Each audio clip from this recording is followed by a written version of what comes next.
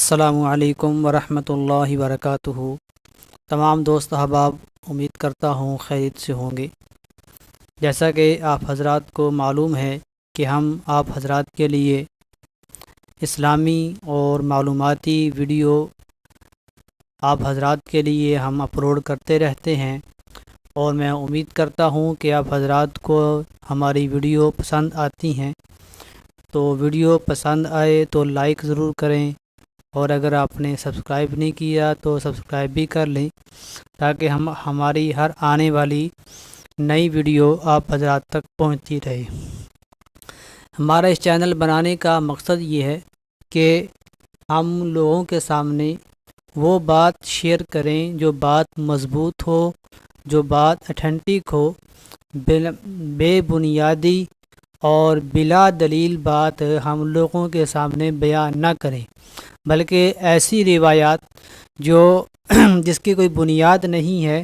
جن کی کوئی سند نہیں ہے، یا ان کی بیان کرنا درست نہیں ہے۔ ہم نے آپ حضرات کو معلوم ہے کہ ہم نے غیر معتبر روایات کے نام سے ایک مکمل ہم نے ایک پلے اسٹور جو ہے کریٹ کیا ہوا ہے، اور اس میں اسی انداز میں اور اسی طرح کی ویڈیو اپلوڈ کرتے ہیں جس میں ان احادیث پر بحث کی جاتی ہے جن احادیث کو بیان کرنا درست نہیں ہے، لیکن لوگ علم نہ ہونے کی وجہ سے، جہالت کی وجہ سے ان احادیث کو بیان کرتے ہیں۔ چنانچہ اسی کڑی کی ہم نے یہ سوچا کہ وہ ایام جن میں ہمارے خلفائے اربعہ صحابہ کرام، یا مشہور ایام جس میں ان شخصیات کا انتقال ہے جنہوں نے اسلام کے لیے بڑی خدمتیں کی ہیں، جن کا اسلام میں بڑا مقام ہے، تو ان کی فضائل جو ہیں، ایک تو اس لحاظ سے کہ ان کی مستند سیرت ہمارے سامنے آ جائے، اور دوسرا کہ ہمیں وہ دن بھی یاد رہے کہ اس دن ہمارا محسن ہم سے جدا ہوا تھا۔ چونکہ یہ مہینہ ذی الحج کا مہینہ تھا، اور اس مہینہ میں خلیفہ سوم دماد رسول سیدنا عثمان غنی رضی اللہ تعالی عنہ کی مظلومانہ شہادت کا واقعہ رونما ہوا۔ تو اسی عنوان کی مناسبت سے ہم نے آج سیرت عثمان غنی رضی اللہ تعالی عنہ کے متعلق چند منٹ آپ حضرات سے گفتگو کریں گے۔ حضرت عثمان غنی رضی اللہ تعالی عنہ کا نام، مکمل نام عثمان بن عفان بن ابی العاص بن امیہ بن عبد شمس بن عبد مناف القریشی الاموی۔ عبد مناف پہ جا کر ہے تو عثمان غنی رضی اللہ تعالی عنہ کا نسب نامہ جناب رسول اللہ صلی اللہ علیہ وسلم کے ساتھ مل جاتا ہے۔ یہاں سے عبد مناف سے آخر تک جو نسب نامہ ہے، یہ ان کا اور جناب رسول اللہ صلی اللہ علیہ وآلہ وسلم کا نسب ایک ہی ہے۔ یہ تو تھا آپ کا نسب والد گرامی کی طرف سے۔ والدہ کی طرف سے آپ کا نسب نامہ یہ ہے: اروہ بنت قریظ بن ربیعہ بن حبیب بن عبد شمس۔ گویا کہ والد گرامی میں جو ہے آپ بھی عبد شمس پہ جا کے جو ہے آپ کا نسب جناب رسول اللہ صلی اللہ علیہ وآلہ وسلم کے ساتھ مل جاتا ہے۔ حضرت عثمان غنی رضی اللہ تعالی عنہ کی کنیت کے بارے میں دو قول ہیں۔ ایک قول ہے کہ آپ کی کنیت ابو عبداللہ تھی، اور ایک قول یہ ہے کہ آپ کی کنیت ابو عمر تھی، جیسا کہ عرب کے اندر مشہور تھا کہ وہ کنیت جو ہے وہ اپنے بڑے بیٹے یا بڑی بیٹی کی اکثر بڑے بیٹے کے نام سے اپنی کنیت رکھا کرتے تھے۔ تو حضرت عثمان غنی رضی اللہ تعالی عنہ کی کنیت کے بارے میں دو قول ہیں: ابو عبداللہ یا نمبر 2 ابو عمر۔ حضرت عثمان غنی رضی اللہ تعالی عنہ کا لقب ذو النورین ہے۔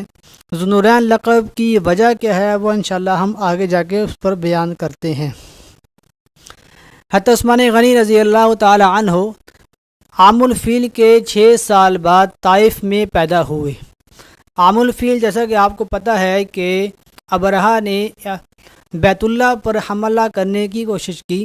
تو اللہ تعالیٰ نے ابابیل کے ذریعے جو ہے ابابیل ابرہہ کے پاس جو تھی ہاتھی تھی، اور ہاتھی کو عربی میں فیل کہتے ہیں، جس کو اللہ تعالیٰ نے سورۃ الفیل میں اسی واقعے کو بیان کیا ہے۔ تو ابرہہ نے ہاتھیوں کو ساتھ لا کر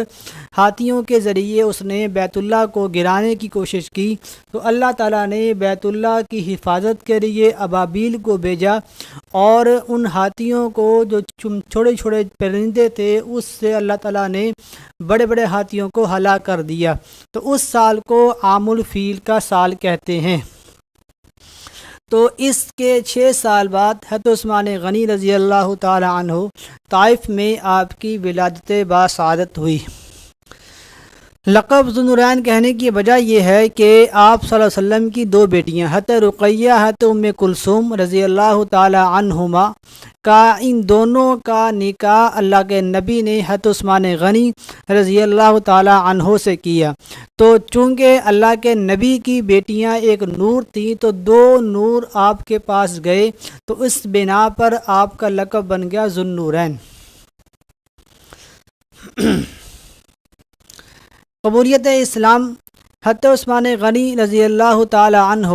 اسلام کے آغاز ہی میں 34 سال کی عمر میں اسلام قبول کر لیا۔ حضرت ابوبکر صدیق رضی اللہ تعالی عنہ سب سے پہلے اسلام کے دامن میں آئے، تو حضرت ابوبکر صدیق رضی اللہ تعالی عنہ کا اسلام سے پہلے ہی قریش میں بڑا مقام تھا،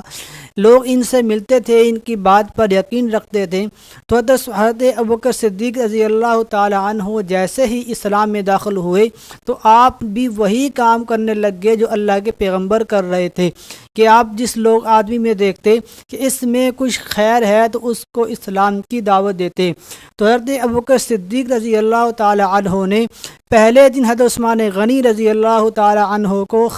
اسلام کی دعوت دی، تو آپ فوراً اسلام لے آئے، پھر بعد میں اللہ کے پیغمبر نے آپ کو کلمہ پڑھایا۔ تو اس طرح اسلام کے وہ شخصیات جو شروع میں ہی اسلام کے دامن میں آئے ہیں، ان میں حضرت عثمان غنی رضی اللہ تعالی عنہ کا نام نامی بھی ہے۔ حضرت عثمان غنی رضی اللہ تعالی عنہ کی بہت ساری خصوصیات ہیں۔ ویسے تو ہر صحابی کو اللہ تعالیٰ نے ایک خاص مقام عطا کیا ہے، ہر صحابی کی اپنی ہی خصوصیت ہے۔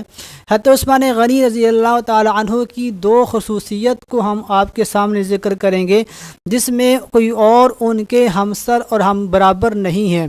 ایک خصوصیت یہ ہے کہ حضرت عثمان غنی رضی اللہ تعالی عنہ جناب نبی کریم صلی اللہ علیہ وآلہ وسلم کے دوہرے داماد ہیں، کہ اللہ کے پیغمبر نے اپنی 2 بیٹیوں کا نکاح یکے بعد دیگر عثمان غنی رضی اللہ تعالی عنہ کے ساتھ کیا، اور جس کی بنا پر آپ کا لقب ذوالنورین بھی پڑا۔ تو یہ خصوصیت سوائے عثمان غنی کے کسی اور کے حصے میں نہیں آئی۔ دوسری خصوصیت یہ ہے کہ حضرت عثمان غنی رضی اللہ تعالی عنہ شرم و حیا میں دنیا کے تمام انسانوں سے بڑے ہوئے ہیں، جیسا کہ مشہور حدیث ہے کہ یہ مشہور واقعہ ہے کہ ایک مرتبہ اللہ کے پیغمبر صلی اللہ علیہ وسلم بیٹھے ہوئے تھے، حضرت ابوبکر صدیق رضی اللہ تعالی عنہ آئے، اللہ کے پیغمبر اسی طرح بیٹھے رہے، عمر بن خطاب آئے، آپ صلی اللہ علیہ وسلم اسی طرح بیٹھے رہے، عثمان غنی رضی اللہ تعالی عنہ جب تشریف لائے تو آپ نے اپنے آپ کو صحیح اپنے کپڑوں کو درست کر لیا اور کہا کہ اگر میں ایسے بیٹھا رہتا تو یہ شرم و حیا کی وجہ سے اپنی بات کو بیان نہ کر سکتا۔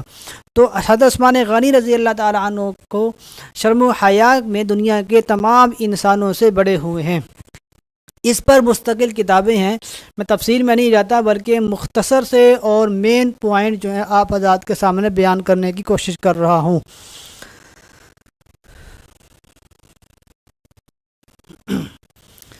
حضرت عثمان غنی رضی اللہ تعالی عنہ کے بے شمار فضائل ہیں۔ تمام کتب میں، کتب الاحکام ہو، مصنفات ہو، مسانید ہو، جوامع ہو، ہر کتاب کے اندر جو ہے ہم مصنفین نے صحابہ کرام کے مناقب کے باب قائم کیے ہیں، تو ہر کتاب میں حضرت عثمان غنی رضی اللہ تعالی عنہ کے مناقب کو بیان کیا گیا ہے۔ اسی طرح اس پر مستقل کتابیں بھی لکھی گئی ہیں۔ میں صرف 3 فضائل آپ کے سامنے بیان کروں گا۔ پہلی فضیلت یہ ہے کہ اللہ کے پیغمبر نے فرمایا ہر نبی کے لیے جنت میں ایک رفیق ہوتا ہے، اور میرا رفیق جنت میں عثمان ہے۔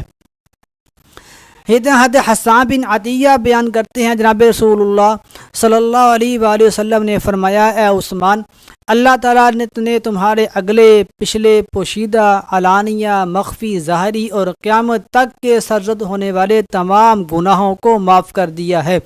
یہ بات اللہ کے پیغمبر نے اوروں کو بھی کہی ہے، لیکن اس طرح مکمل تفصیل کے ساتھ تمام گناہوں کی جو ہے وہ فضیلت، تمام گناہوں کے معاف کرنے کا اعلان کرنا، یہ عثمان غنی رضی اللہ تعالی عنہ کی حصے میں آیا۔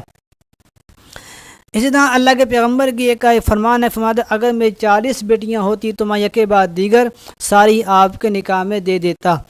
تو اللہ کے پیغمبر کو اتنا زیادہ اعتماد تھا کہ میری 40 بیٹیاں ہوتی تو 40 کی 40 ہی یکے بعد دیگر عثمان کے نکاح میں دے دیتا۔ تو اس سے پتہ چلتا ہے کہ اللہ کے پیغمبر کو حضرت عثمان غنی رضی اللہ تعالیٰ عنہ کی شرافت پر، ان کے نیک ہونے پر، ان کی حسن سیرت پر بڑا اعتماد تھا۔ اس لیے کہ کوئی بھی انسان اپنا داماد اس انسان کو بنانا پسند کرتا ہے جو نیک سیرت ہو، جس کی شرافت پر اس کو اعتماد ہو۔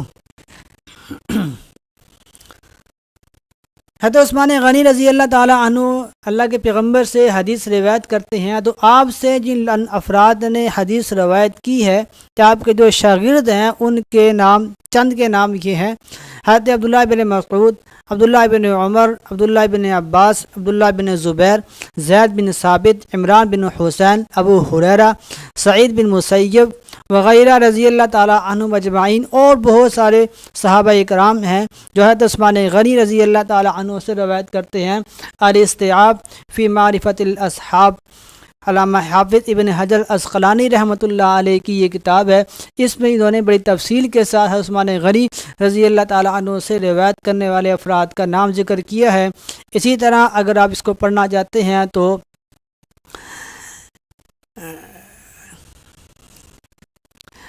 تذہیب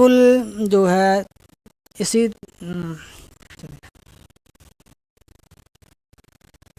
حضرت عثمان غنی رضی اللہ تعالیٰ عنہ کی خلافت ہے۔ خلافت کے بارے میں جناب رسول اللہ صلی اللہ علیہ وسلم نے فرمایا، اے عثمان، اللہ تعالیٰ تمہیں ایک روز قمیض پہنائے گا، اور اگر منافقین اس قمیض کو تم سے اتارنا چاہیں تو تم اس سے مت اتارنا۔ تمام مصنفین کا، تمام محدثین کا اس بات پر اتفاق ہے، اس قمیض سے مراد خلافت ہے۔ اب اگر نعوذ باللہ جیسے کہ بعض جاہل لوگ یہ کہتے ہیں حضرت عثمان غنی رضی اللہ تعالیٰ عنہ کی خلافت جو ہے وہ غصب کی، ان کی خلافت تھی، خلافت ان کی درست نہیں تھی، تو اللہ کے اگر ان کی خلافت درست نہ ہوتی تو اللہ کے پیغمبر حضرت عثمان غنی کو یہ کہتے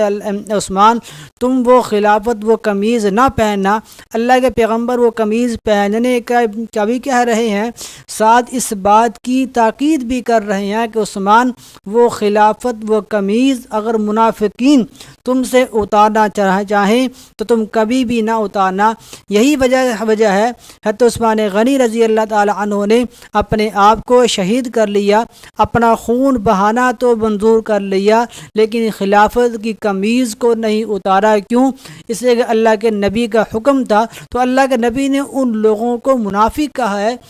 تو عثمان غنی کی خلافت کے بارے میں تنقید کرتے ہیں، ان کی خلافت کو درست نہیں سمجھتے، تو وہ لوگ جو ہے تو عثمان غنی رضی اللہ تعالی عنہ کی خلافت پہ بات کرتے ہیں، ان کی خلافت کو درست نہیں سمجھتے یا ان کی خلافت کو غصب شدہ سمجھتے ہیں، وہ لوگ اس حدیث کی روشنی میں اپنا مقام خود ہی تعین کر لیں۔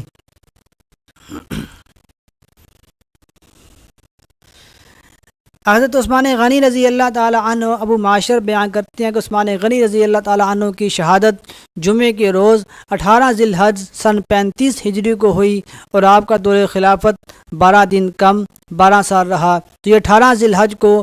ہم سے یہ عظیم انسان، عظیم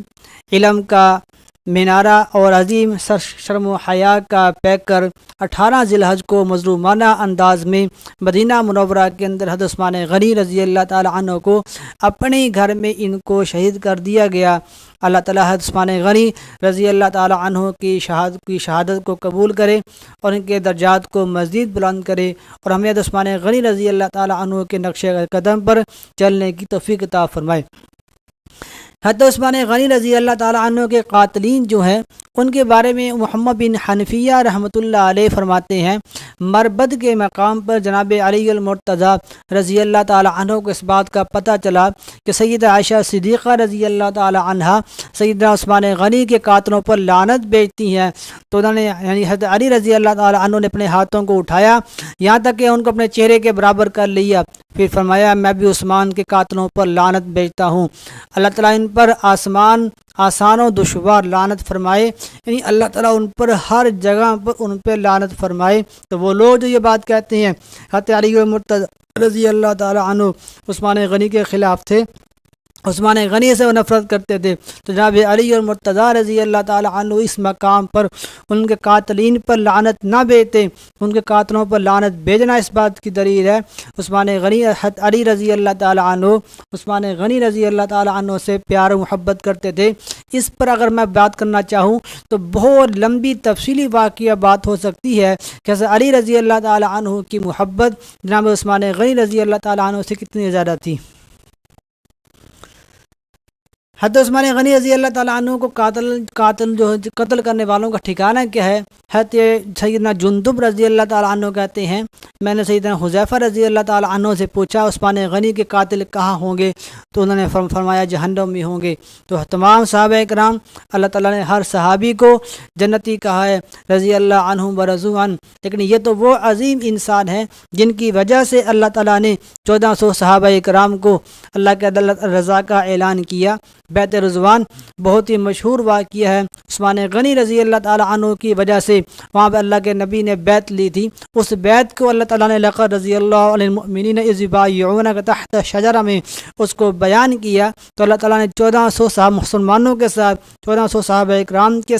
سے رضا کا اعلان کیا، اس کی وجہ جب عثمان غنی رضی اللہ تعالیٰ عنہ بنے ہیں۔ جامع قرآن ہے، قرآن کریم کو ایک اس میں قرات میں جمع کرنے والے اور آج جو ہمارے سامنے مصحف ہے اس شکل میں پیش کرنے والے جناب عثمان غنی رضی اللہ تعالی عنہ ہیں۔ اللہ تعالیٰ سے دعا ہے اللہ تعالیٰ مجھے اور آپ کو تمام صحابہ کرام کے ساتھ سچی اور پکی محبت کرنے کی توفیق عطا فرمائے۔ السلام علیکم۔